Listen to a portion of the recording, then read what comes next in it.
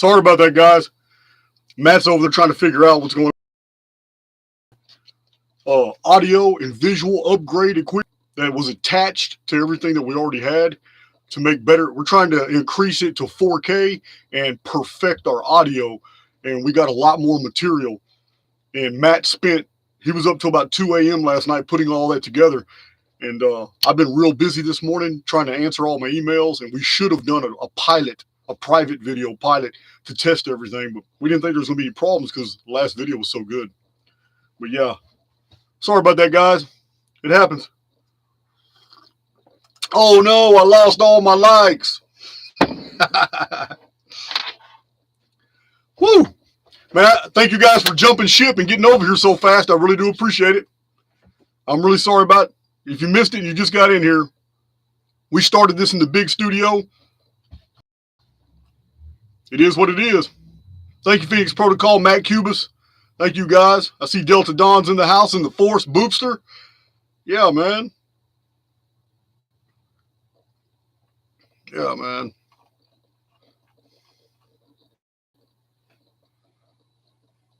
A lot of names are very familiar to me now. You can send me an email as to why you would want to be a moderator. Some people don't want to. They don't want the hassle. Some people do. I know quite a bit of y'all. You've been around for a while. I even recognize a few troll accounts, pretty cleverly concealed, trying to be a moderator, sending me emails. No, won't happen. Even on the Facebook, we have a setting in there. If your Facebook account, if you're in your late 20s, 30s, 40s, and your Facebook account shows that you're only 2-3 months up to 11 months old, we don't even let you into Archaix Facebook. Yeah, it's just number troll accounts trying to get in. I need to do a video on troll slaying. I need to stir up the pot. I need to make those guys mad because they kind of backed off of me, and that's not really good because, you know, they were bringing me a lot of high quality. A lot of you came here from the troll accounts, and I really appreciate that. But they just don't get any views. They don't have any good content. All they do is complain and do personal attacks, mudslinging. None of them actually gone into the data. Hey, we're doing a really good overview of presentation for those of you who have been getting confused. You don't really understand how all these data sets coalesce. This is the video for you. This is the video to share with people about how in-depth the Archaix rabbit hole goes. This is the overview. We have a data set called the Phoenix phenomenon, which stands completely separate and has its own data sets and data points.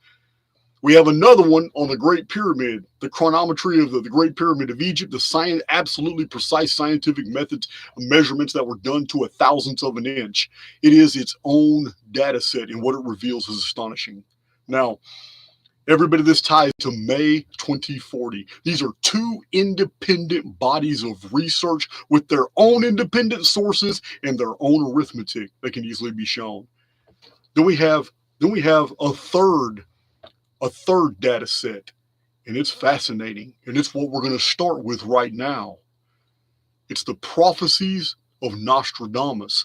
Not as, and I have like 11 different translations of Nostradamus, not as, you know, Cheatham and Ovason and all these different Nostradamus scholars have just translated the quatrains. Nostradamus knew from the very beginning that people were going to read the centuries. They were going to read his quatrains. He knew that. And he knew they would never make sense of it if they read it from beginning to end. Because it doesn't make sense. It's a shotgun blast of a bunch of prophetic threads. However, one guy, a French scholar named Mario Reading, he cracked the code.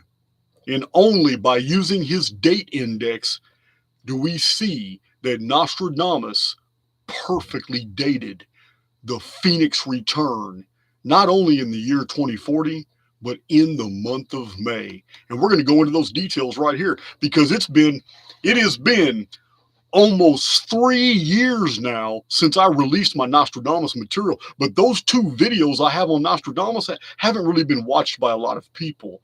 And I get that. They're old videos. YouTube probably doesn't bring them up on people's threads anymore. I get that. They're way far down in the playlist. It's been almost 3 years, like 2 years and 9.5, 10 months since I read for you guys the prophecies, the Yorkshire prophecy. I read for you guys like almost 3 years ago, Mother Shipton's prophecy, Earth of the South Hill. And I did a video that examined, because there's a lot of critics on that. And I get that. I address that. The prophecy has been manipulated by people in the 17 and 1800s who injected current events into it to make it look like she prophesied those. Well, in my rendering, I was very specific, and I show you what is fiction and what is fact. I remove the material that was inserted and show you what we're left with, the core material about the prophecy. Now, I'm not going to link, that's a long prophecy, and I'm not going to go into it, but in this video here, because it's relevant, it's a fourth data set. It's totally different. And it's right here. I'm going to read it for you guys, just the relevant part about the Phoenix. So we have a fifth data set, are all the prophecies around the world. The return of Fenrir eats the moon. Moon turns red. The sixth seal of Revelation. Yeah, the sixth seal of Revelation is a Phoenix phenomenon. 100%. It's what happened many times in the past. You know, it mirrors exactly what Mother Shipton says. She calls it the return of the sixth sky dragon. Same thing. It's the exact same thing. This falls into play with the stone of the fifth sun of the ancient Maya. Every time the sun died, and it started a new age. There you go. It's all about the suns again. Here we go. What is Phoenix? Phoenix is a giant celestial phenomenon that was likened to a bird that immersed itself in the sun, darkened the sun, then burned up, and out of the ashes grew a whole new world. So that's the Phoenix motive. So remember also, this video, unless we we introduce it in the Q&A, this video here is not one of my videos on the We Immortals playlist, like being fearless. That's not what this video is about. This is the educational video, so you know exactly what you're dealing with in the Archaix material. All these playlists.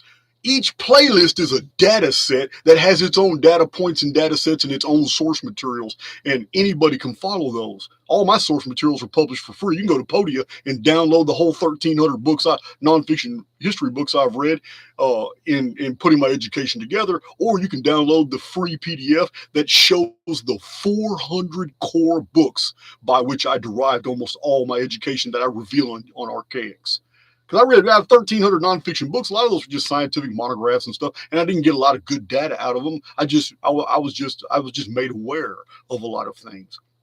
But 400 books is about, that free download shows you every one of those books, and a lot of them are available today in PDFs for free online. When I did this research in the early to mid to late 90s, when I put all this whole thesis together, the internet didn't have all that. The internet was still developing. It wasn't until about 2012, 13, 14, 15, somebody started taking these old books and uploading the PDFs to the internet for people to have freely.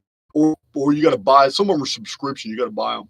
So, yeah, guys, hit that like button, share this video, let people know that it's not as mysterious as you think. We're going to get into the details here. We're going to start with our brother, Nostradamus. For those of you who don't know, he is a man of Jewish pedigree. Now, a lot of you know, I have a lot of problem with Jewish historians, a lot of problems with them, and it comes out in my videos. I'm a critic, 100%. Now, Nostradamus was very honest in his letter to King Henry. He was also honest in his letters to his son Caesar, where he admitted in the existence of the Phoenix. He admitted that he even knew the chronology. He even demonstrated this knowledge by telling King Henry about that there was a period before the flood that was 1,242 years. In this discourse to King Henry in a private letter of Nostradamus is a powerful revelation. There's no reason for that man to have put that number out there. It is divisible by 138. It's one of the many numbers that we have that in Archaix that you guys know. I have videos that show a whole list of all these numbers concerning sun darkenings and the time between cataclysms that are found in many ancient records and traditions. In every single one of those numbers in that list are divisible by 138. That is a sixth data set. It completely stands alone because these are all written in different time periods on different continents by different authors written in different languages. And yet it's showing it's beyond coincidence. It's beyond coincidence. They are describing a phenomenon from the perspective of the very culture and the history of that culture that they lived in. So we can't blame them for not knowing the whole when they only experience the particular. What I put together is the amassing of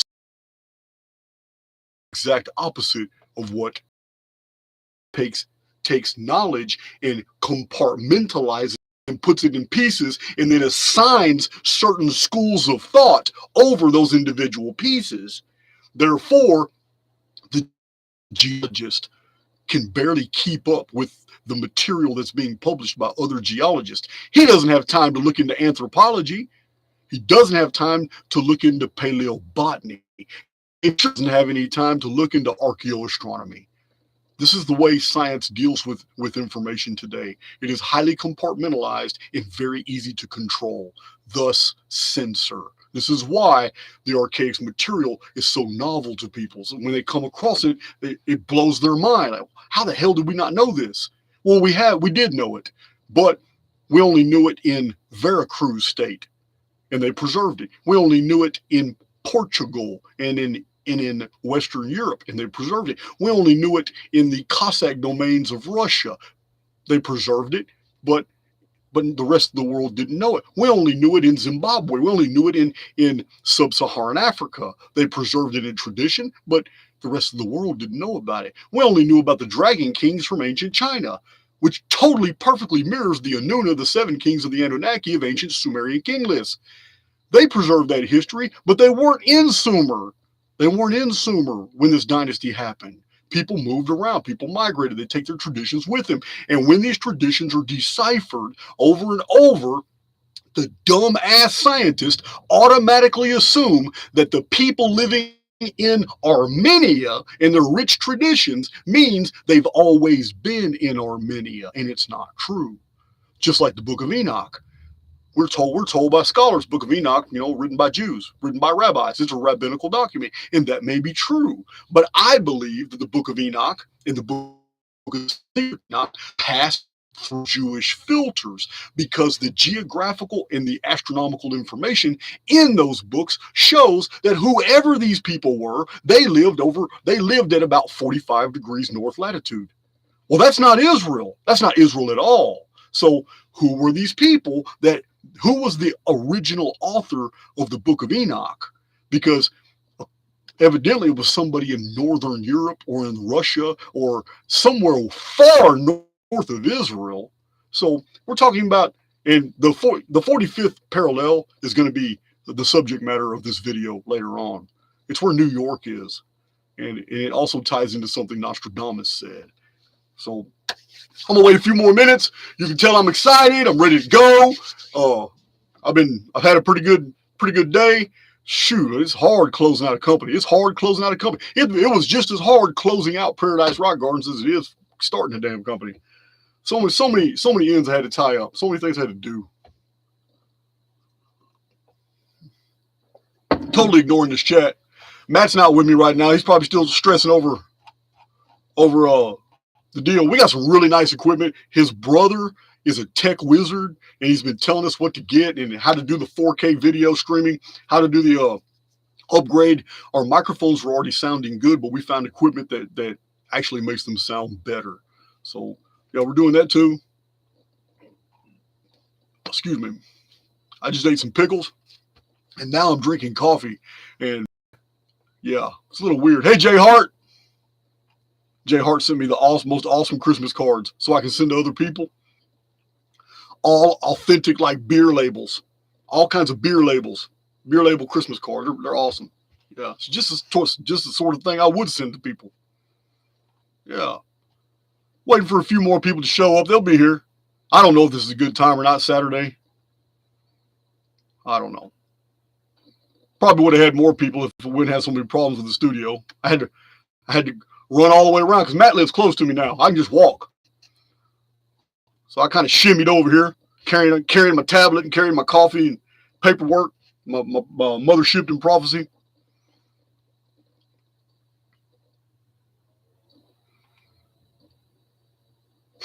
Pickles and coffee. Sorry, you just grossed me out. It wasn't at the same time. I started drinking coffee after I'd already eaten the pickles. But yeah, I can still taste it. I can still taste it.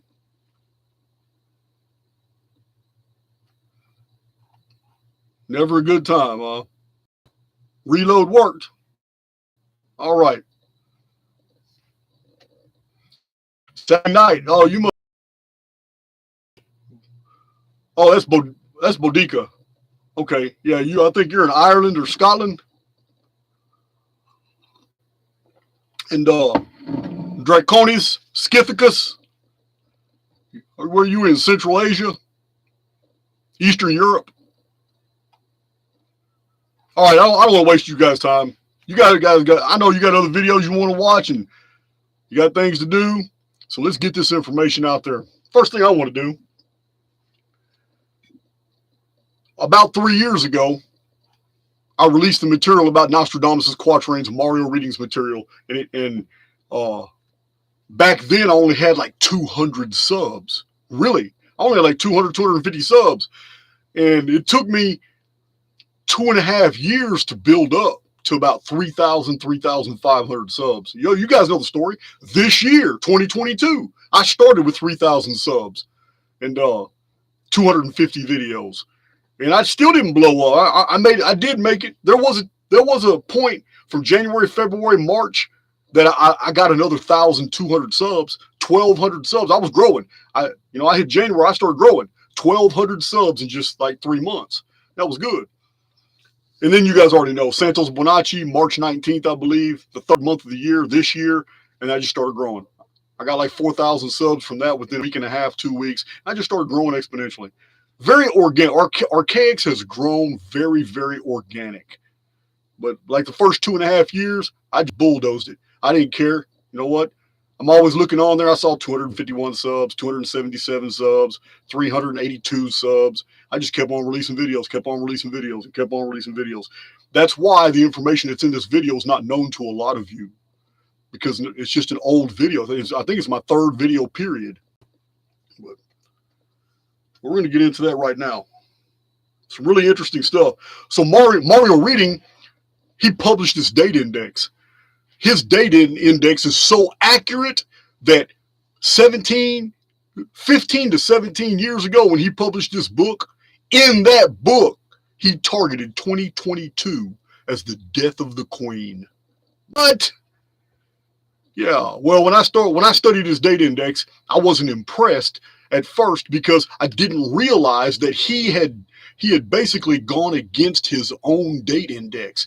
He published a data index and showed how Nostradamus did it, and how you can find and the symbols attach it to other passages, and then it might be quatrain, it might be century 9, quatrain 5, and then it'd be 5-1.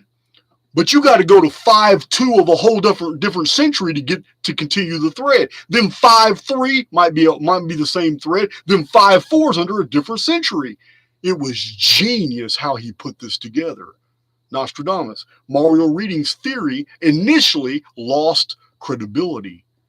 Not because his theory was wrong, but because he started attaching current events that were happening in 2006, 2007, whatever, to Nostradamus' prophecies. But when he attached those, he wasn't using his date index.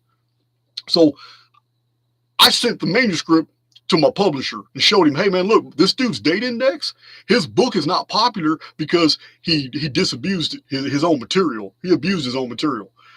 But look at this. I showed my publisher, look at this. This is unbelievable. This date index is real.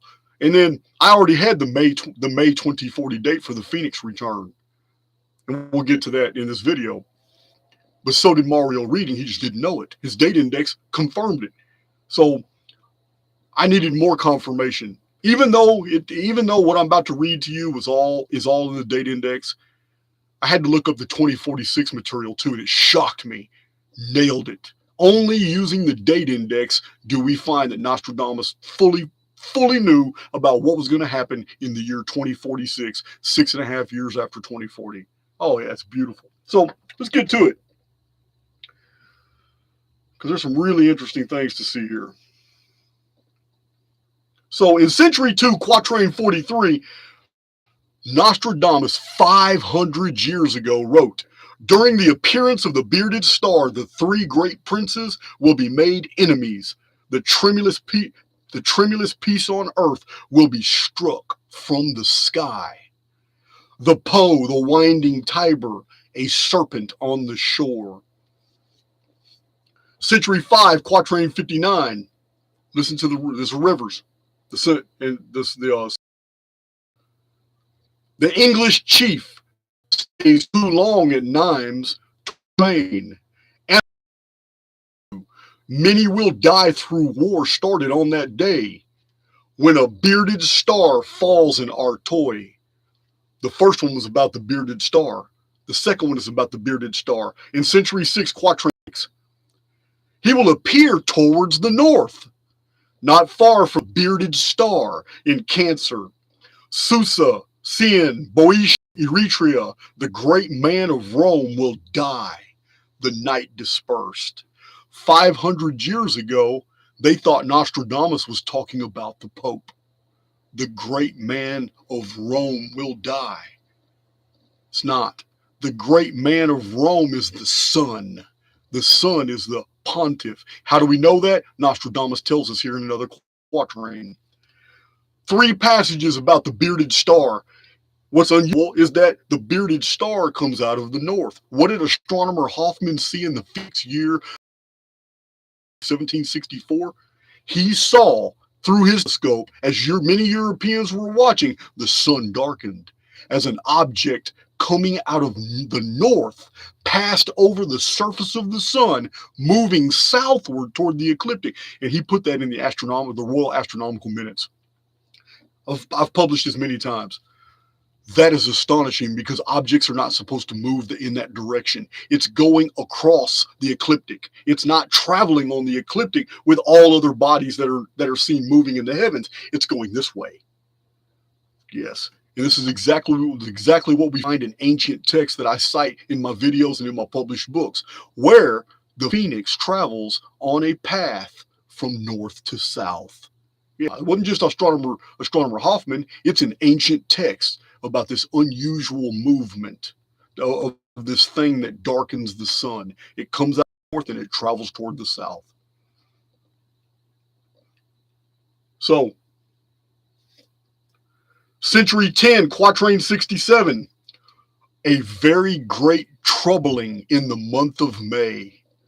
Saturn in Capricorn, Jupiter and Mercury in Taurus, Venus also in Cancer, Mars in Virgo. Then hail will fall greater than an egg. Same thing the book of Revelation says about the sixth seal of the before the apocalypse. The sixth seal, sun darkens, moon turns blood, rocks fall from the sky, great earthquake.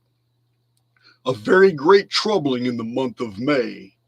Now, the problem with the astronomical monikers here is that over and over we find that astrology was very popular in the days of Nostradamus. So when he gave these astronomical deals out, that's not what they are. They're not astronomical coordinates. These are codes for other things that he decodes throughout the centuries, because he knew that any astrologer could go through his deals and decode what he was saying. He didn't want that. He was an astrologer himself. He coded everything. Let's go to the next one. So in century 2, quatrain 15, we read, a short while on Giza, Asti, Terrera, and Turin. Now, I'm just reading the prophecy video that I did, and I give full commentaries. Show my connection's unstable. I see that already. Can you guys hear me? I'm gonna go to the bottom. Come on, man. Are you serious?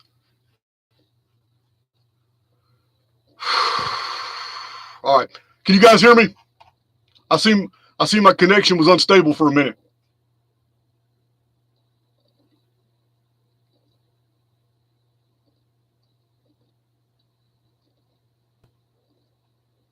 You guys can hear me now?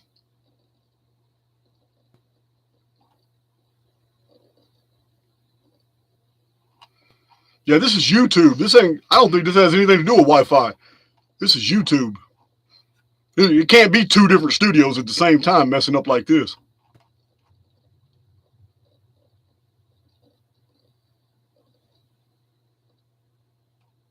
Jason, there's a very bad buffer problem. You guys think I should just terminate this video and come back later?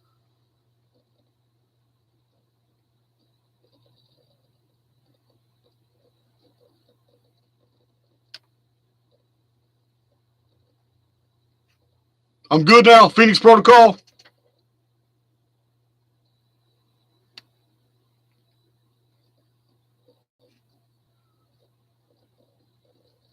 All right. As long as it's better now. So I'll pay attention to my screen a little bit better. I'm going to go back and read that last one. Century 2, Quatrain 15. A short while before a king is murdered, Castor and Pollux in the ship. That's May, June. A bearded Terrera and Turin are forbidden territory. Commentaries on the original video, what that means by using his... They are forbidden territories because they're flooded out. The coasts have disappeared. They are now ocean. Whole geographical areas along the coasts of Europe are now underwater. So, and he goes into more detail about that. Oh my God, buffering again? Are you serious? I'm going to keep going until it's just obvious.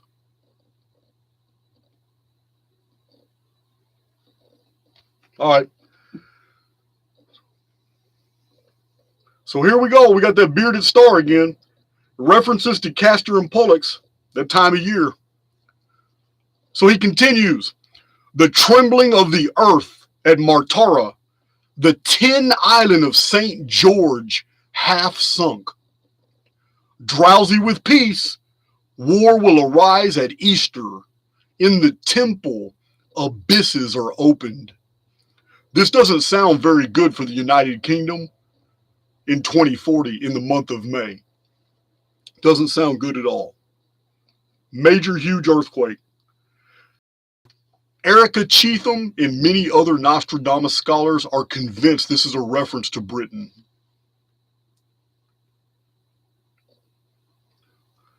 Century 1, Quatrain 84. The moon eclipsed in great gloom. His brother becomes the color of blood.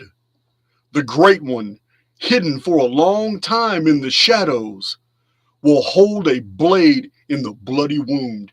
Here are references to the phoenix. Here are references to a great red moon, a red sky, a bloody sky. These are all phoenix references.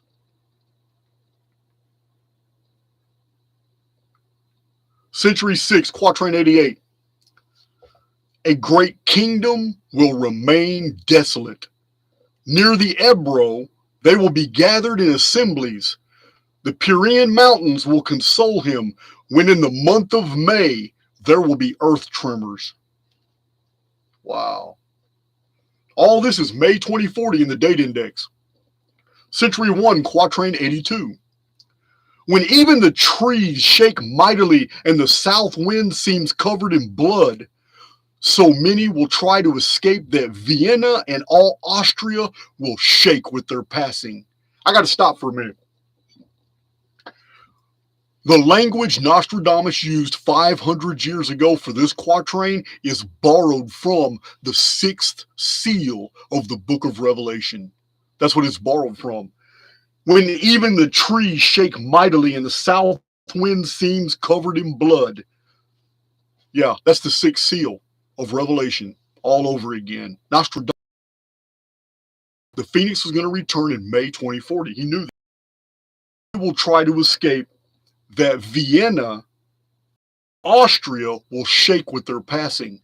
Nostradamus sees a mass migration, a massive migration of people coming from a mighty kingdom nation that will remain desolate because of the Phoenix phenomenon, because of this major event that just happened, this great cataclysm that turns the moon red, that darkens the sun. A massive amount of people will enter Europe and pass through it, making the cities of Europe shake. Remember, guys, it's a mass migration after 2040. I've discussed this in other presentations. People will be leaving North America in droves, coming back to the lands of their ancestors' nativity. All right, let's move on.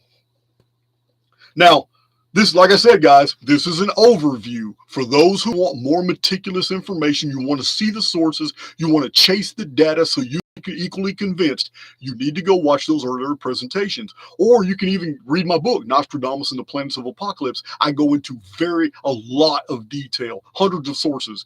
I cite 11 different translations of Nostradamus going through this material. This is an overview. So don't think this video is the one that's going to prove everything. You need to go to the playlist and look at the sources. Century 1, Quatrain 80. Oh, we just did that one. Century 1, Quatrain 87. Earth-shaking fire from the center of the earth will cause tremors around the new city. Two great immovable powers will war for a long time. Then Arethusa will redden the new river. I have a video called the Arethusa Code where I show you that it's a code for Phoenix. And if the red fallout of Phoenix is reddening the waters of Europe, the rivers of Europe. Now, the new Nostradamus translators and scholars, they believe this. Again, having issues again. Golly, man.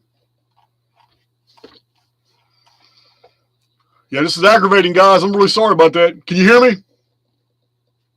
All right, cool. I'm back on. The maypole dance, that's where it derives from. A ritual against the Phoenix. Got to be happy when if somebody mentioned maypole, that's exactly what it is.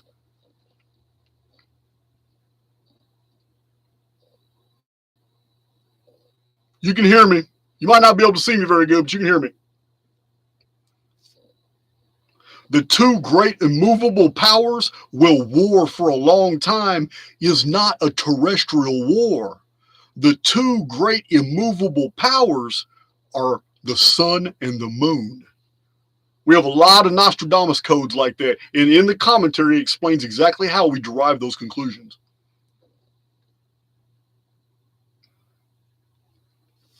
When you take the centuries that refer to May, the month of May in Phoenix, it's really interesting. Century 243 equals 45. Century 559 equals 64. Century 66 that I just read all these to you, equals 12. And century 215 equals 17. Nostradamus was also a mathematician. In the date index, he drew our attention to these four quatrains. And then when you add all the quatrains and centuries up, you get 138. It's not a coincidence. It's by design. Just like the very design of him mentioning the Phoenix in his letters. He was aware. Not only did Nostradamus mention the Phoenix in his letters, I'm gonna read it for you real quick. It's in here somewhere. We'll get to it in a minute. About 1902. Century 8. Quatrain 81. Here it is. Here we go. Century 8, Quatrain 81. The new empire in desolation will be changed from the northern pole. From Sicily will come such trouble that it will bother the Enterprise tributary to Philip. These are nations in Europe. But the new empire in desolation is the United States. It's North America, Canada, all that. That's the new empire in desolation. Remember, this was 5 to Nostradamus. North America wasn't populated with Europeans yet. There was just explorers and fortresses, that's it. Changed from the northern pole. Remember, guys, I tell you, there's a 30-degree shift coming where the United States is going to be shoved down to the equator. Yeah, it's going to be changed. The northern pole. On the other side of the world, China's going up to the frigid zones. Australia's going to be on the equator.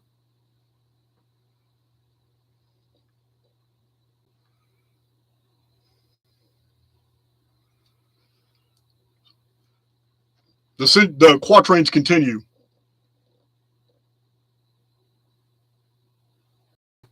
Buffering, game over, come back. Are you serious?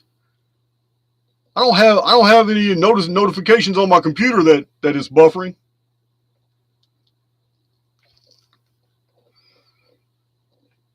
Can you guys hear me? It's okay, it's fine. A great earthquake will totally destroy the packed theater. Air, sky, earth will be murky and unsettled, so that even infidels will call on God and the saints to steer them. Okay, Castor and Pollux are in the ship. People will call on God and the saints to steer them. What has happened? What's going on? I'm going to tell you, the earth has been moved out of her place. It's been moved out of her place, and now it's wobbling. Whatever, it doesn't matter if it's a flat. Now the sky says erratically, which makes us believe on the surface that something's wrong. The world's turning upside down, just like the old prophecies in the Old Testament. I will turn the world upside down. I will make it the stars thereof dark, and the moon shall cease shining. All these old prophecies.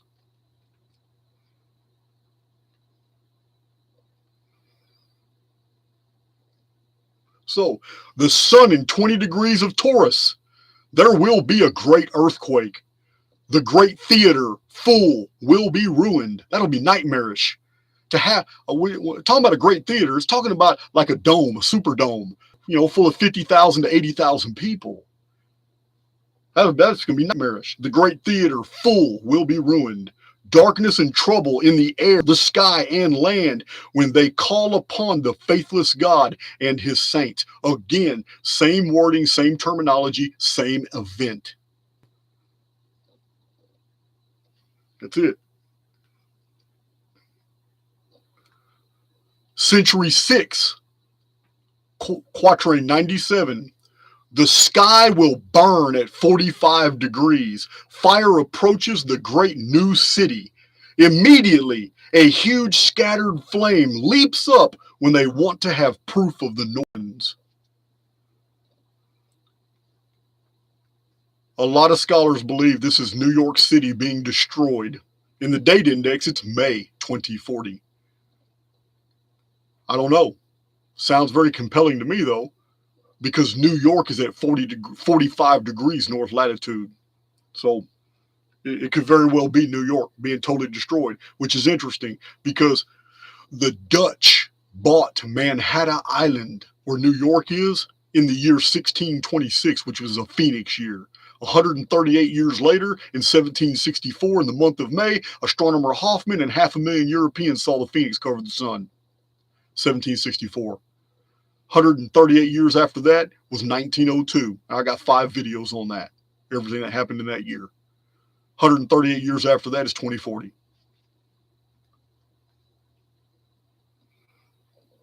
So it's interesting that we can now tap into a little bit of Edgar Cayce. Some of you are familiar with the sleeping prophet, Edgar Cayce. Edgar Cayce's career began in 1902. He started doing readings, healing people. So I think his involved hypnosis or something. But his first paranormal experience was in 1901. In 1902, it was realized that he could go to sleep or be hypnotized and be able to come up with remedies for the sick. Edgar Casey in reading 5748-5. He's got thousands of readings. But in reading 5748-5 in the year 1932, Edgar Casey said this. This is under hypnosis. Received the Great Pyramid at the records from the beginning of that by the priests, to that period when there will be a change in the earth's position. Edgar Casey linked a future change in earth's position with the ancient Great Pyramid. So we need to look more into that. Merrill GM Gigi, I really thank you. 204. Chief Cornerstone. Now, go into a lot more detail. If you were to read the book Nostradamus and the Planets of Apocalypse, I go into a lot more detail. This, like I said, this is a simple overview. But what we cannot ignore is here is the actual letter I have. You can't see it on my tablet, I'm sorry. The letter from Nostradamus to King Henry of France, where he mentions the 1242 year period, which is a phoenix period divisible by 138. It's just half of what Aristarchus said. Aristarchus said that the world is destroyed every 2484 years. Well, 2484 is 1242 times 2. Both numbers are divisible by 138. Thomas historian David Ovason, in his Secret of Nostradamus, wrote that the prophet employed the lunar timeline of Trithmithius in quatrain 148, which reads, "The sun will take the remaining days, and then is accomplished the end of my prophecy." Ovason believes that this quatrain pinpoints the year 1901. What? Y'all, my Archaix veterans, are you listening to this? A code in the quatrains of Nostradamus discovered not by Mario Reading, but another French scholar, Ovason. He said Nostradamus has a code that identifies the year 1901. Okay. As beginning the last days of the sun. Oh yeah, it gets deeper. Ovason believes that this quatrain pinpoints the year 1901 AD as beginning the last days of the sun. The sun is the center of all calendrical systems. It is my belief, this is Jason speaking, it is my belief that the prophet actually targeted the year 1902. And this would have remained simply as wishful conjecture had it not been for another amazing Nostradamus discovery. In the year 1994, members of the Italian National Library at Rome discovered buried in the archives a formerly unknown and unpublished manuscript fully illustrated with paintings and text done by Michel del Nostradamus. After studying the work, the Roman researcher and Nostradamus expert Ottavio Cesare Romati published in his book Nostradamus, the Last Manuscript, the following passage written by the prophet, which refers to the year 1903. Many will die before the phoenix dies. Until 670, his dwelling shall endure. Yeah, well, one scholar says 1901. One scholar says 1903. The 1903 version mentions the phoenix. The letter that is translated by Cesar Romati to King Henry also mentions 1242, a phoenix number. These aren't coincidences, guys. Nostradamus had possession of manuscripts. He wrote his son Caesar and told him that the quatrains and the centuries were coded from a vast archive of ancient books and scrolls that he put his prophecies together. And then, in order to hide them from the agents of the papacy, he codified these and then burned the originals, the books, and let the world have the quatrains. Here are the centuries of Nostradamus. These possess the future, all what this whole library had. Now, he was of Jewish pedigree, and there was a lot of censoring back then. The Dominicans found out that any Jewish families in that area of Europe had secret libraries. They would have took them. So, yeah, this is what was going on back then, guys. So it's very interesting. It's just very interesting that there is another Nostradamus code. Oh, I didn't even think about getting it, but it's in my book, Nostradamus and the Planets of Apocalypse, where I show you guys where another Nostradamus scholar found another code, and it's in the quatrains, but you have to reverse the meanings of words. And when you do, it comes out with something about in the last days with 6 lenses and a telescope.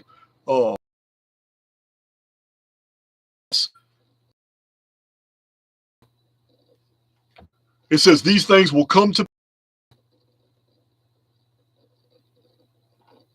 But yeah, this scholar said that these things shall come to pass when the whole Western world will die. Again, this is 2046 area. 2 different events. And I'm not going into it in this video because this video is not about 2046, but Nostradamus addresses it as well and mentions mass migrations of people in that one as well. So, but we're not going to get into that. What we're going to do is we're going to go into Mother Shipton, because this is an entirely different data set. This isn't attached to Nostradamus in any way. However, she lived just slightly at the same time, but she was an illiterate witch in England, Ursula Southill. Her name means something like Southern Sun or something, Southill, but her prophecy is fantastic. Now, for the critics out there who think her prophecy is total forgery, you have to understand, yes, many interpolations have been made, but they're easily identifiable and they can be easily removed. Same thing with the New Testament. You can see the original core material in Matthew, Mark, Luke, and Luke. When you study Matthew, Mark, and Luke as a comparative analysis in 3 columns, and you go down, you can easily see the Q document, which is the source document, detailed from 3 different perspectives now. Matthew, Mark, and Luke were written by 3 different individuals who were all using the same document, the Q document. This is what academian scholars have found. And they have also noticed that the Q document is independent of the source for which the Gospel of John came from, which is the one that is admitted to be the closest to the Gnostic teachings. John, it's a totally separate gospel. But anyway, same thing. I'm going to read this to you. 3 years ago, I read you the whole prophecy, and it's long. I'm just going to read you the relevant part right here. And before I start, let's make sure y'all can hear me good, because I know I've been buffering in and out. Thank you, Peace Jen. Meryl G, thank you. I want to make sure y'all can hear me before I start this. Good. Thumbs up. All righty. Now, the relevant part begins on line 72. In 1926, build houses light of straw and sticks. For then shall mighty wars be planned, and fire and sword shall sweep the land. When pictures seem alive with moving feet, when boats like fishes swim beneath the sea, when men like birds shall scour the sky, half the world deep drenched in blood will die. My friends, 1926, World War II is planned. It unfolds almost immediately. It's a banker's war. 1926, she got it right. World War II started. When pictures seem alive with movements free, it's movies. When men like birds shall scour the sky, it's aircraft. Yeah, she got all that right. She got submarines right. When boats like fishes swim beneath the sea. So she's providing a frame of reference here. Remember, in her time, people were building out of solid building materials. Today, we just throw up whole neighborhoods out of much inferior building materials. So When men like birds shall scour the sky, then half the world deep drenched in blood will die. That's exactly what happened in the next few years in World War II. Listen, guys, World War II was about depopulating the world. World War II, the death toll wasn't just from the guys that were fighting. More civilians died in World War II than anybody who actually fought the war. Yes, people don't know that. The genocide, the city of Dresden, what was done to the German people, Austria, what was done in Poland, what was done in Russia, in China, in Cambodia, in Laos, genocide was going on. And it's almost all been covered up by establishment history. But you can get the specialist literature. Specialists are everywhere now. It's not even a secret now. You can do all the research. Yeah. Hundreds of millions of people were being exterminated outside the context of World War II at the same time as World War II was unfolding and in the couple of years after it.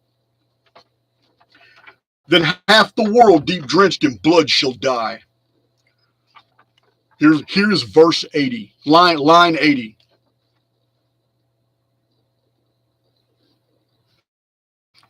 For those who lived the century through, 100 years after World War II, for those who lived the century through, in fear and trembling, this shall do, flee to the mountains and the dens, to bog and forest and wild fens.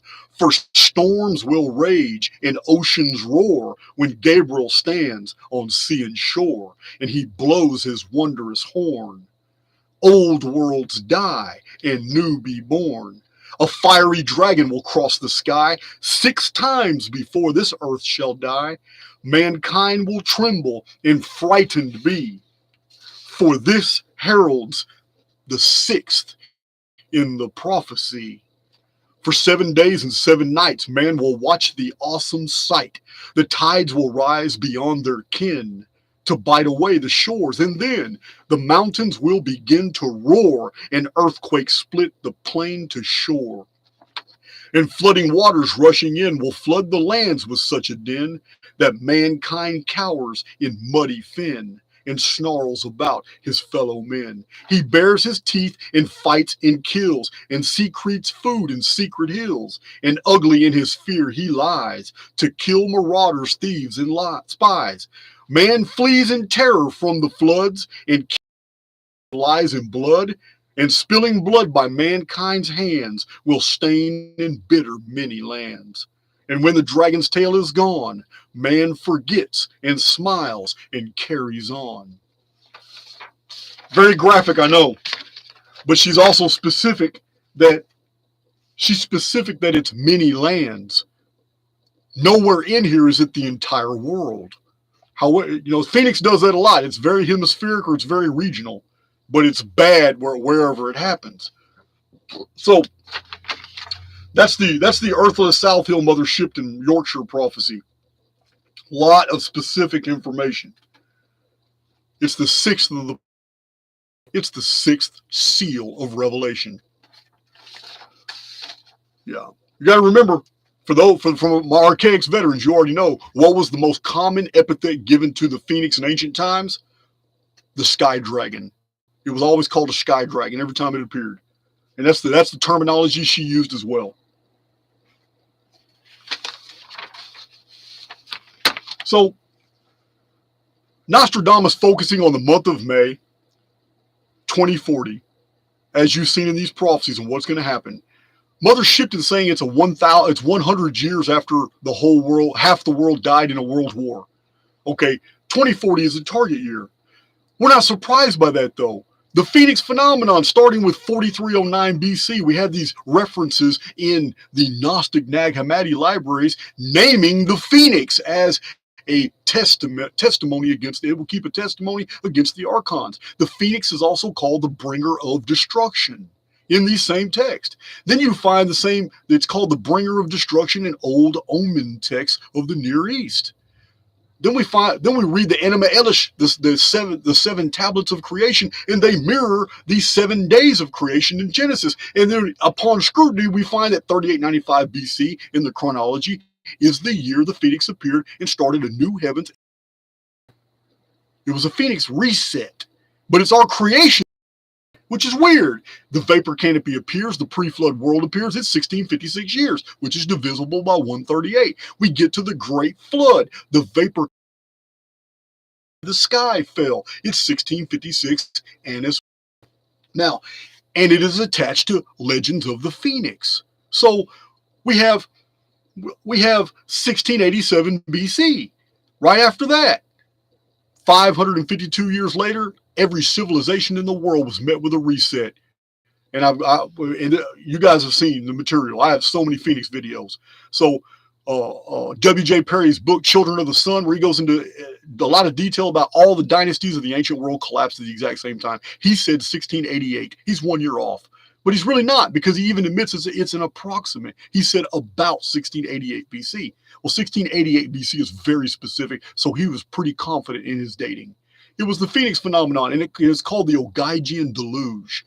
A lot of records for it. And we find out in other chronographical texts from the ancient world that was the year 2208 Annus Mundi. And then we find out that some texts say that in the year 2208 of Anno Mundi or Annus Mundi, depending upon which culture you're reading from, the Great Ogygian deluge occurred. So then we find modern chronographers in the last 1,000 years who mention the Ogygian deluge and tell us it was 1688 BC, contemporary with 2208 Annus Mundi. It's two different calendars, but it dates the exact same thing at the exact same time. One calendar going forward in time linearly, and the other one going retrospect, going backwards. And it's amazing.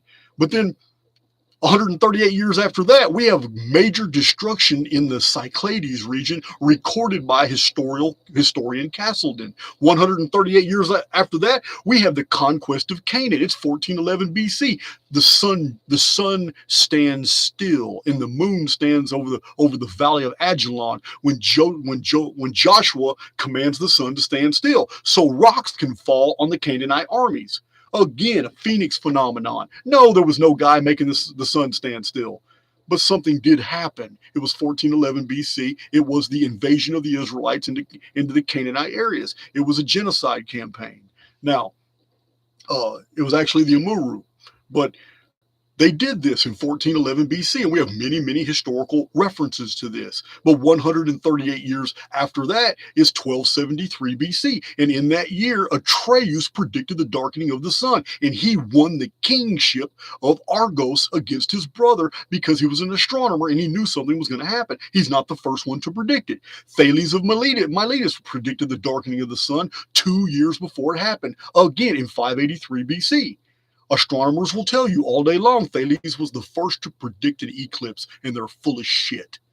They're full of shit. The historical record does not infer that it was an eclipse. It was something unusual, and he predicted it 2 years in advance. Now, Thales, 138 years after 1273 BC, when Archaix won the kingship, well, in the same year, 1273 BC, the records of the Hittites show that in the reign of King Merciless II, the sun became obscured by unknown means. That's an ancient cuneiform document. So we move 138 years later, and the Babylonians records an anomaly in the sky. Not only that, but in the same year, the Second Battle of Moytura was unfolding in ancient Ireland when the Tuatha Danann came back to the land of their nativity and found the Firbolgs in control, and they fought in a place called the Field of Towers. This time they used astronomical information to their advantage. They knew the sun was going to darken and there might be earthquakes and all that, and they waited for it. It was the month of May when the invasion, Second Battle of Moytura took off, and that's what they did. And the Tuatha Danann were regarded as wizards ever since. They defeated the Firbolgs. 138 years, 138 years, and 138 years, and 138 years. We have documents in my Phoenix playlist and in my published books over and over and over. We have these events from the most obscure sources, the Book of Jasher and the Oralind. It's called the Doom Shape in the Colburn Bible. All these sources for which academia wants you to think aren't verifiable. That's why they're critics of the Oralind. It has It has chronological material. It's 307 BC. This great destruction that happened in the Oral End. It was a phoenix phenomenon. The Colburn Bible is packed with doom shape. The phoenix, they call it the doom shape phenomena. The Exodus story and the Egyptian plague story in the Colburn Bible is more realistic than what we have in the Old Testament. What we have in the Old Testament is the same story, but it's been passed through Jewish filters upon being rewritten multiple times. The same story is in the Colburn Bible, and it doesn't have that Jewish dressing. It's like just an ancient culture of people was documenting what happened.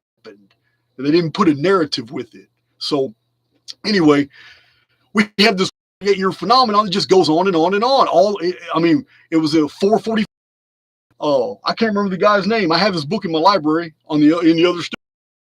He studies petroglyphs. He studies petroglyphs all around the world, and he was able to put together with archaeology, and he believes that in the year 445 BC, over 800,000 people died in the Mediterranean, principally around Egypt. Something terrible had happened involving the sun.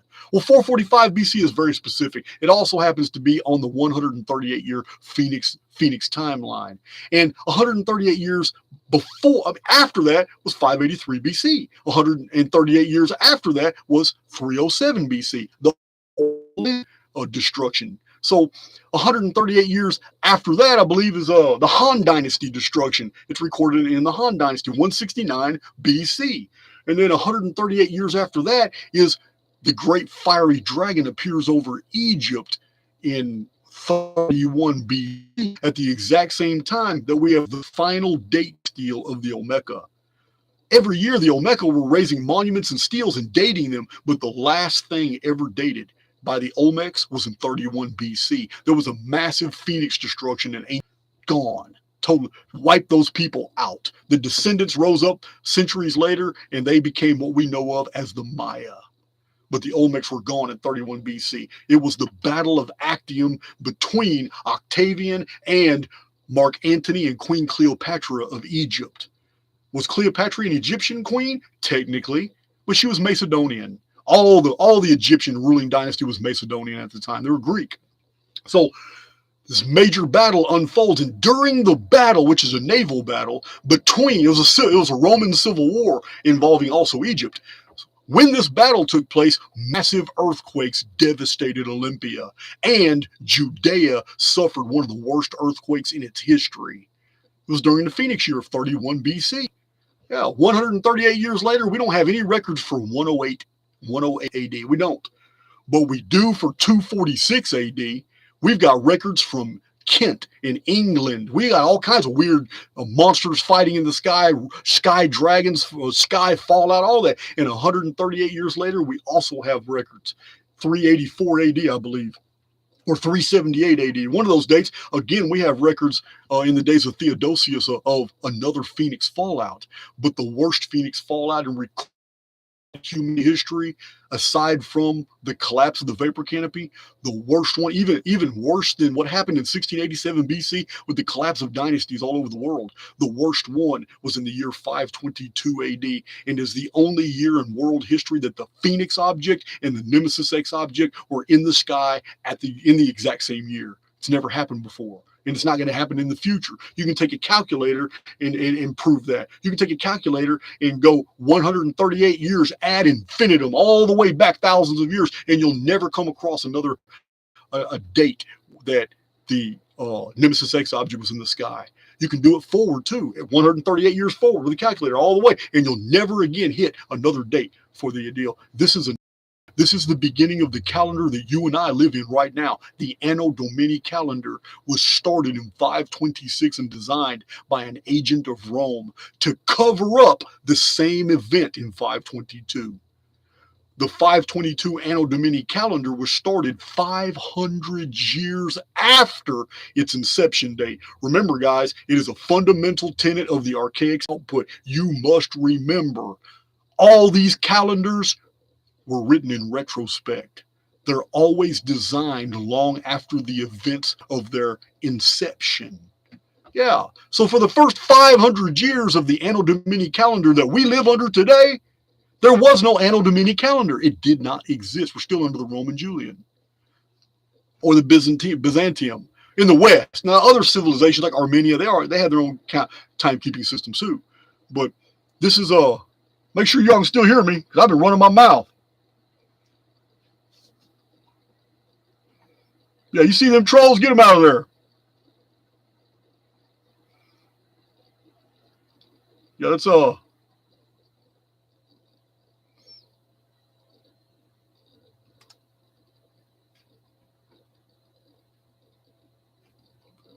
yeah. Good. You can still hear me. 522 AD. So that's what we have. But 138 years later, we have massive destruction all through 660 AD. We got massive destruction all throughout the Americas. 138 years after that was 798 AD. Again, Mayan cities are vanishing. 138 years after that is 936 AD. The Maya are gone. They're gone. These are the descendants of the Olmecs. They're gone. The Phoenix phenomenon isn't just destroying cities. People are come up missing. We don't have the human skeletons. We don't have the bodies. This is the anomaly of the ancient world. Where are all the human cadavers? Where are all the grave sites? Where are all the tombs? Where is everything? There should be something left behind of so many hundreds of millions of people that have been here. So we have continue on the 138 year vein. We have 1212 AD. European historians don't know what to make of what happened. Until this day, a cover story is still published, and until this day, academia continues to publish this narrative because they have no choice. But in 1212 AD, a Phoenix year on the 138 year timeline, hundreds of thousands, possibly over 1 million children in Europe vanished all at the same time. So they concocted a story and called it the Children's Crusade. So comical, but it's no different than throwing a cartoon coffin full of a cartoon Osama bin Laden off of a cartoon aircraft carrier on mainstream media news for the whole world to see. Yeah, that's how they got rid of Osama bin Laden, in a cartoon, and they showed it to the whole world. And people accepted that. It's the same thing. When you're confronted with something that is so mind-numbing that there is no explanation that you can tell the public, then you invent even the stupidest story and you just stick with it, because who's gonna argue it? It's the year 2022. Do you see anybody championing a cause for the missing children of 1212 AD? You don't see that. Because they don't care. As long as any explanation is provided, they're covered. But in 1212, something very unusual happened. The children of Europe did not just come together and decide that since our parents can't win the Crusades and defeat Jerusalem and beat the Muslims, we're all going to get together and without armor, without weapons, because we're the true children of God, we're going to just march down there and the Muslims are going to give us Jerusalem. Yeah, it's a cover story. It's all BS. All those people vanished. And at that time period, one of the urban legends that was very, very famous, because the people in the forests in hamlets of Europe didn't think it was an urban legend. It's been passed off as such to us today because we're more sophisticated. Our frames of reference are different. So we look back on these stories as comical fairy tales. But this is not how they were conveyed back then. 800 and 700 years ago, the Pied Piper was something to be feared. And when a dark figure with a musical instrument was passing through the forest, people watched their children, because there are several European historical accounts of just such a figure playing music being followed by children of villages that vanish into the side of hills, mountains, caves, never to be seen again. Yeah, this is all Phoenix phenomenon stuff. Or something that uses the Phoenix phenomenon as a cover. I'm open to that interpretation. I'm very open to the interpretation that there could be something else in this world that waits every 138 years, so what it's doing will be blamed on the Phoenix phenomenon. I'm open to that interpretation. We live in a very, very complex biosphere, and there's a lot of variables in motion at any given time. So Thank you guys for joining me. Even though with the problems with the audio, the change of the studio, 1,300 people in the chat, man. That's why I love the Archaix family. I love you guys, man. You're resilient. I appreciate that. I was getting frustrated. I almost stopped this video, but you guys told me in the chat to keep going, so I did. But let's continue on. We're not done. But that's a whole nother data set. This 138 years, it's got nothing to do with Nostradamus. It's nothing to do with Mother Shipton. It's an independent data set that needs to be taken into consideration because you continue this 138 years, 1626. Oh, we had Phoenix phenomenon that year. We might have had a tremendous amount from the maps that I'm being shown of North America now in 1626. But we have the purchase of Manhattan, the beginning of New York City was during the Phoenix phenomenon. And then the very first sky on a Phoenix year, 1902, 21 degrees high. It's that big cheese wedge building you see in all the old commercials in New York. And even in modern movies, they show, I think it's Fifth Avenue and Saks or something, there's a huge cheese wedge building with Gothic statues. And that was 1902. That building is the first skyscraper in the world, built on a Phoenix year in New York. But I think later on, I think initially it was called the Fuller Building, and then later they changed the name to something else. But anyway, good. Y'all can hear me. I'm glad. Thank you, JJ. So I got some coffee around here somewhere. There it is, right there in front of me.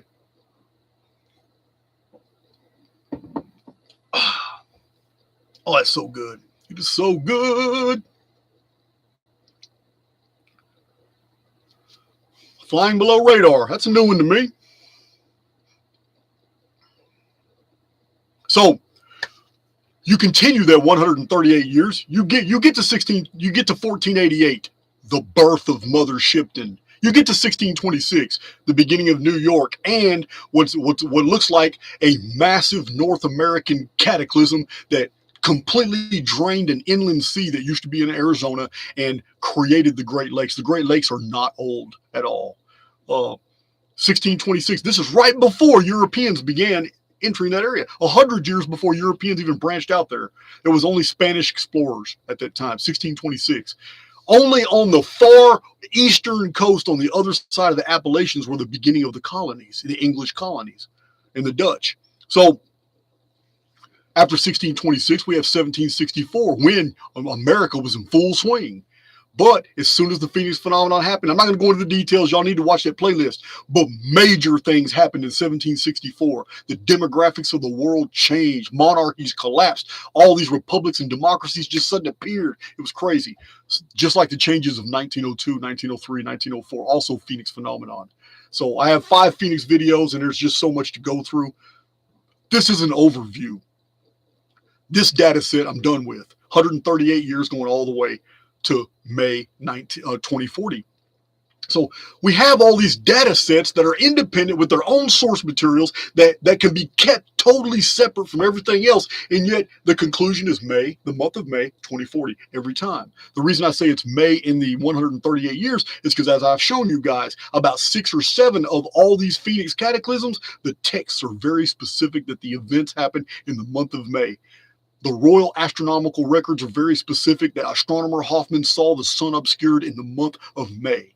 So, yeah. And the ancient traditions, I cite those too. There's a lot of ancient traditions about the month of May and different things that were going on. So where are we at? That was I got a little itinerary here with this deal. I've covered Nostradamus, Mother Shipton, the Phoenix history. Oh yeah, got to cover this. Okay, an entirely separate data set involves the Great Pyramid. In my playlist on the Great Pyramid, I show you guys all the material, the sources, the math. It's indisputable. We know that Frederick Norton studied the Great Pyramid. We know that John Taylor studied that the Great Pyramid contained a calendar of world history and geometrical information that would confirm the Bible. The material was very fascinating, and it was studied by Robert. Further studied Charles Piazzi Smith, the astronomer royal, he put out a book. But it's very good. But because he was a member of established academia, we got a little interruption. I'm gonna wait till y'all can hear me good. Make sure y'all can hear me good before I take on this next data set. 4 jacks. I like your little buffering symbol. So anyway, this is what we have. The astronomer royal of Scotland, Charles Piazzi Smith, it was unacceptable by academia. They could not accept the premise that the Great Pyramid of Egypt may not be Egyptian, its planes, to the thousandths of an inch with a micrometer. This man spent months measuring the Great Pyramid and wrote a fantastic book. Those are the only measurements that are used in the Archaix output. I do not use the measurements of Taylor, of Menzies, especially Rutherford, David Davidson, who's an engineer, and I really like his material. But the measurements that I use in the Archaix output are the scientific measurements that today are accepted by academia, and today are the only ones that Egyptologists will use. Those are all those hundreds of charts that I've drawn. All those measurements are Sir Flinders Petrie's, and you know what we find? My Archaix veterans can tell you what we find.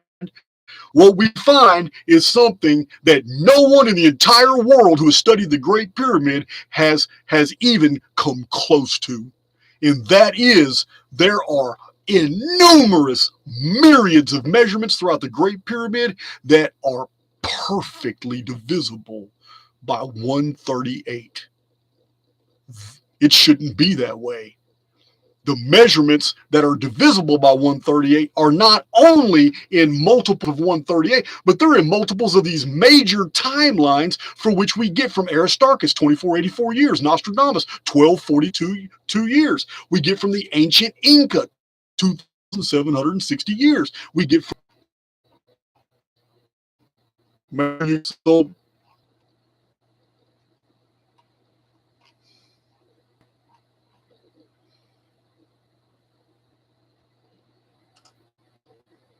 all right, back. All right, let me know if you can hear me. Lost 100 people there, okay. I'm still going to finish this video out.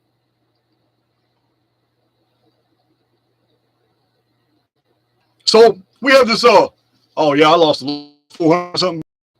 In the Great Pyramid, we have this other data set now.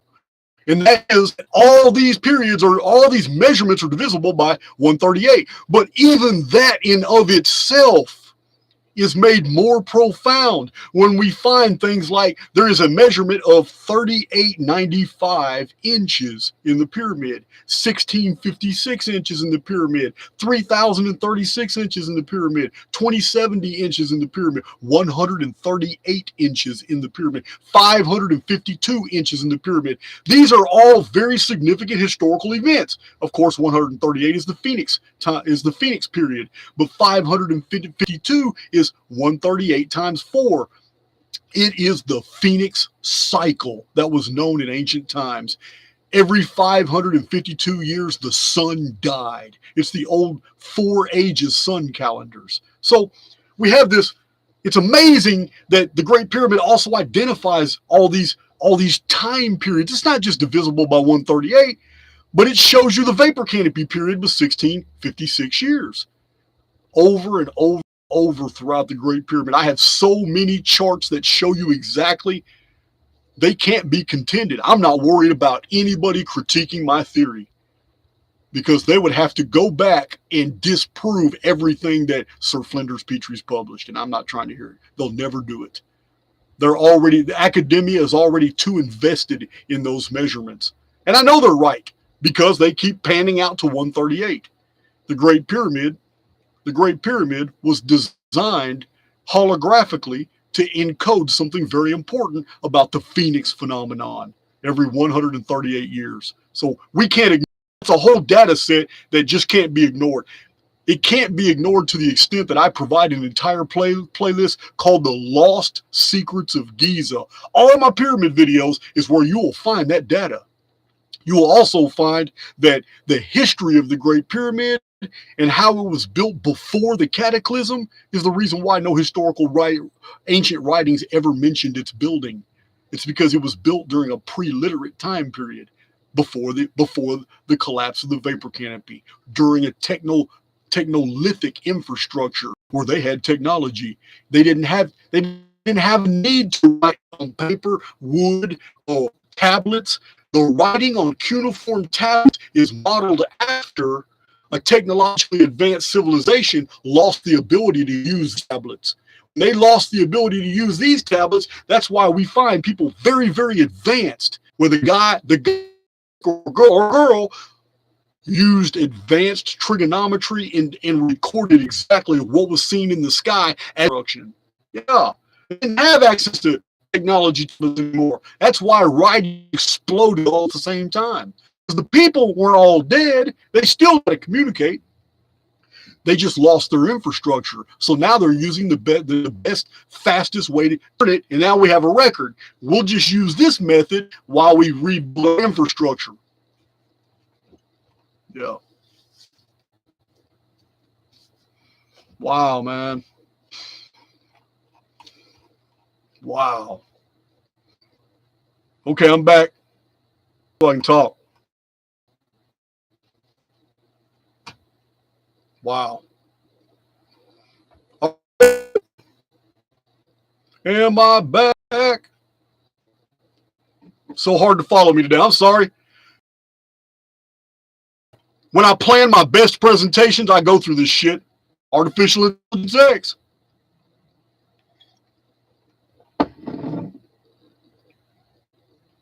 Okay. Can you hear me? This is terrible.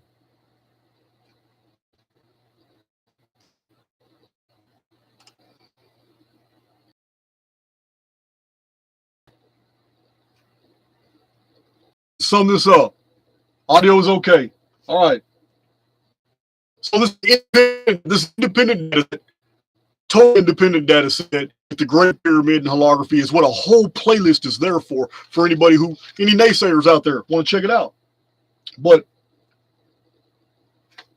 you guys know that my theory is that the Great Pyramid has a function, and that function is connected to the Phoenix because the Phoenix number is everywhere within it, and all the physics constants of our world is found in the measurements of the Great Pyramid.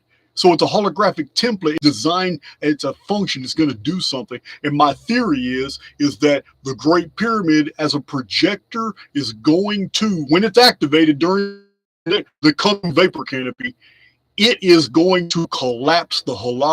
It is a part of the apparatus of setting the captives free. It's been here with us all along.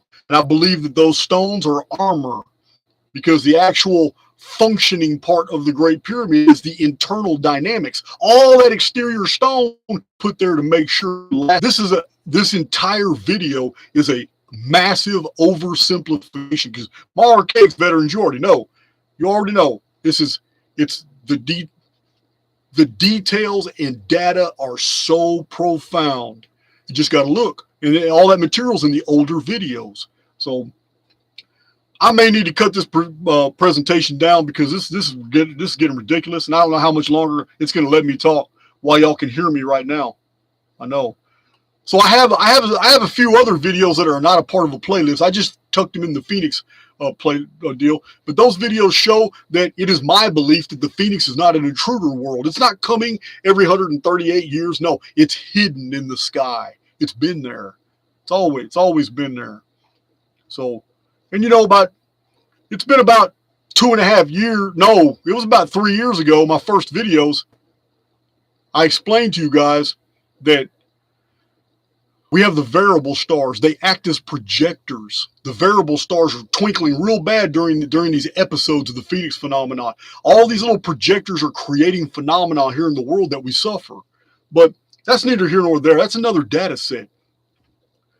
What we have here are multiple different data sets that all stand alone. Every one of them has their own sources. They've got their own charts. They got their own texts. But when we put them all together, we have an unassailable thesis. There's nobody going to come behind me and dismantle all this. You can't. All you can do is say, I don't believe that bullshit. That's all you can do. But you can't dismantle it. All I do is cite fact after fact after fact after fact, and then I show how they all go together, and I cite the sources, and then I back it up with a calculator and show you how it all works and fits together perfectly. So I'm not worried about being critiqued. What I worry about is people being turned off by concepts that they think are too complicated to comprehend. That's what I worry about, because nothing's too complicated. Guys, I had an 8th grade education. I'm self-educated 100%. 8th grade education is what I officially have. So yeah, it's anybody can understand it, because most of the most interesting things is most of the most interesting things are they're simple. They're so simple. Oh, I hear my dogs out there going off. Sounds clear now, huh? That's good. Yeah, this has been a roller coaster ride here. It's been a real roller coaster ride. So, and also, it needs to be considered too that I get a lot of slack for being a simulationist, and people make an unnecessary connection, because I understand it's so easy, but it's you can remove simulation theory 100% from the Archaix data, and the Archaix output is still viable. We just have to come up for another reason why or how this could be possible. I don't have the cognitive ability to think of any way that all this output could be real outside the context of a computerized simulated environment. I don't. That means data. Well, we needed somebody to may explain the world we live in outside, because I can't. I'm not qualified, because all the anomalies and all the mysteries of our personal lives and of world history together doesn't make sense to me. I've told you many times, Mandela effect would never make sense. Coincidence and synchronicity and deja vu, these things would never make sense to me. The obvious edits we see in world history, the rewritings of world history in textual format, and then the edits we find in geography, like, this didn't happen at this time. There's so many anomalies, they do not make sense unless timelines have collapsed and rebooted, started, been edited, coalesced. Yeah. So some vanished. Yeah, this is such a unique, very, very unusual world, and it all makes sense in simulation theory. But outside that context, I could never make sense of all this. All I could do is just continue to document anomalies. That's all I could do. That's it. Yeah, this is a signal so bad way out here in the country right now. I'm just thinking that we're not going to do Q&A today. Our next live video will be in the studio over there. We'll do another Q&A. It's not going to be today. This is a presentation. I'm really sorry, guys. But I hate to get the video terminated just from buffering. Let's close it now at 1 hour and 30 minutes. We're deal. So I'm sorry, guys. Just one of those days. Artificial Intelligence X won the day. But he ain't going to win the war, because we still got that pyramid there. I love you guys. Thanks for the donations. Hit that like button on the way out. Sure would like to have 1,000 likes before I leave. Really appreciate it. I got to get with my Discord buddies real soon today. I'm going to do that today. If you're listening, iron out some of that Chronicon stuff.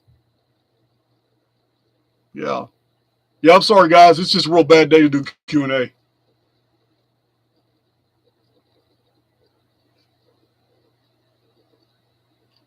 Yeah. Ooh, there's a lot of hearts and likes in 100. Thank you, Jason C. You can always write your questions down and hit me with them later. Yes, you can. Humid day today, too.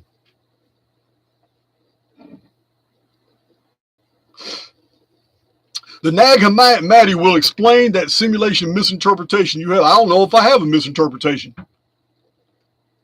I mean, I'm a student. Listen, one person I hardly ever talk about, but I'm enamored with his research is, I don't know how to pronounce his name, Massimo Citro. Massimo Citro.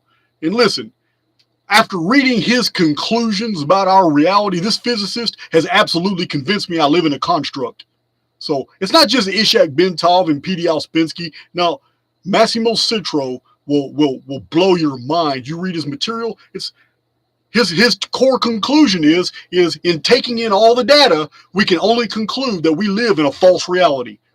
He's a physicist, Massimo Citro. So it's greater minds than I have put together that this is a construct, and they didn't even use world history like I did. So, or chronology. So, yeah, I don't know that I have misinterpreted. I don't know. I know that Chris Fair, I don't know if you're a part of that group or not. There was 2 or 3 guys all throwing it up in my face that what's his name? John Long Lash. I can't remember his name. I've never heard none of his material, but he was recently on somebody's video, and 2 or 3 people, some epic challenge or some epic big deal. And I went to it. It was a rather small channel. This is good, but he was interviewing John Long, his name, but he was interviewing this older guy who was named Lash, and supposedly, I didn't hear it, but supposedly Lash wanted to debate anybody about simulation theory to disprove it. I was turned off immediately. I was turned off. That right there put a real negative stain on any light that I might have seen in this guy named Lash. But yeah, you can't prove a negative. You can't. It's just like going into a church and saying, "Hey, preacher, I need you to prove to me right now that God exists." That's ridiculous. Simulation theory is very, very, very difficult to show and demonstrate, much less you can't prove it. I've said from the very beginning, you cannot prove it on my channel. This is why I go into meticulous detail on the chronology and showing that, man, things have been manipulated. These are edits. Yeah. All my examples and all my videos is all evidence of why I believe we live in a simulation. But you can't prove it. And to try to debate somebody, that's just, to me, it's pedantic. It's pedantic. I'm just gonna pick on somebody. I'm gonna disprove God exists, because I know for a fact they can't prove he does. So it's just really ridiculous. When I heard that, I was so turned off by it. I said, you know what? Yeah, I won't be talking to that guy. It's ridiculous, really. We live in a subjective medium. There's no way to objectively really view reality while we're inside of it. And when the central nervous system has us jacked into believing that everything is totally physical around us, and yet our intellectual capacities allow us to study the world, to see the evidence of its artificiality, there's no way to bridge that with anybody who doesn't want to see it. In order to entertain simulation theory, it requires you to have a higher species of intellect. You have to be able to do something that's very spiritual. It's called imagination. You have to be able to understand, because the direct evidence that we're in a simulation can never be found, like the direct evidence that a God exists can never be found. It is ridiculous. So yeah, I was really turned off by that. I don't even know if the man really said it. These are the emails I get with people like, some people want to see a fight. They want to challenge. They want to see you challenge. Just like some girl who's got this real small channel, and she swears up and down she called me out to a debate. So what? Who are you? Who are you? You haven't read any books. You haven't put any information out of value to the public. You do rants against people. What benefit is that? Why would I talk to you? Why would I stoop to that level? It's ridiculous. What am I going to do? Do a debate with you? You're not going to talk about phoenix holography, cross-calendrical, calendars and isometric projections. You're not going to talk about anything relevant. It's really easy. I could set up a video with a 8th grader right here. And the 8th grader would probably win any debate about simulation theory, because that mind has not yet developed, and everything in the world is of a solidity that can't be denied. So that 8th grader is going to win every argument, because I'm never going to be able to convince him or her. It's not going to happen. It's like, Matt, it's like, you really want to debate somebody, call out Ishak Bentov. Call out Massimo Citro. Yeah, call out the... Yeah. Why aren't any of them going to debate you? Same reason I'm not going to get out there and debate some moron about... I'm not calling Lash a moron. I'm calling this woman one, though. But, yeah, I'm not going to. For what? Why would I stoop to your level just to hear you banter about you know nothing about? Don't even have the intellectual capacity to even communicate on my level, so you have to denigrate and sling mud. Yeah, character assassination. These are the tools in your belt because the one on your neck doesn't work. I'm not going to do that. That's just stupid. It's just stupid. But I'm going to close with that, guys. Having a really good day, except for the attack by AIX, which now that I decided to close the video out, there hasn't been a single buffering. Wow. Imagine that. Imagine that. In a sky full of blessings, still get hit with a curse. Everything is energy, my brother. Everything is energy. Everything is energy. Carly Simon, is the meetup going to be in Egypt or in Israel? I don't find any value in Israel. I have no idea why I would ever go to Israel. Egypt's where it's at. Great Pyramid's there for a reason. Anciently, it was 0 degrees longitude, 0 degrees latitude. It was the pivot point, the axis mundi. It was the world tree, the tree of life, and the tree of knowledge of good and evil. It was what spun while the rest of the world turned, suffering pole shifts and all that. Great Pyramid was just fine. All it did was change directions. Sure did.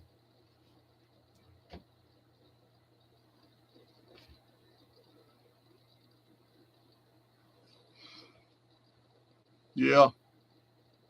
All right, guys. Let's not take this out. But we will. Our next live will be Q&A. But before that, I'm definitely gonna do another upload, and I'm gonna go ahead and see you guys later, man. I really appreciate the donations, the likes. Thank you guys for getting me over 1,000 likes.